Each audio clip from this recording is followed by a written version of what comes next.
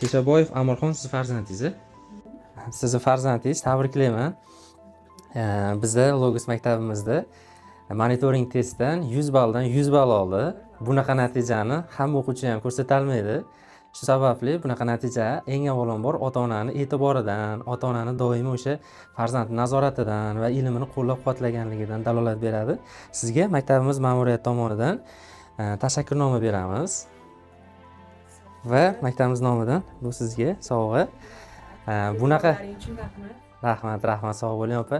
Biz ishonamiz, Xudo xohlasa Amirxon kelajakda jamiyatimizga, davlatimizga manfaat yetadigan katta bir buyuk inson bo'ladi, Xudo xohlasa. Siz o'zingiz nima deysiz? Aynan shunaqa farzandni yuqori natijalarga ko'rsatish uchun ota-ona nimalar qilish kerak? Ota-ona avvalambor bolaga boladek tushunish kerak, qiziqishlarini o'rganish kerak, qolaversa birga dars qilish kerak.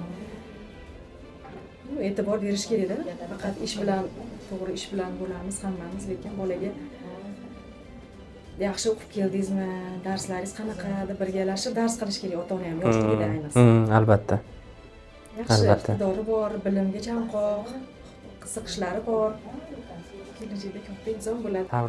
Tabriklayman opa. 100 balldan 100 ball olish har kimga ham nasib qilmaydi, lekin ishonamiz, Xudo xohlasa Amirxon katta o'qishlarga kirib va sizga, dadasiga Xudo xohlasa bu boshlanishi katta mukofotlarni olib beradi.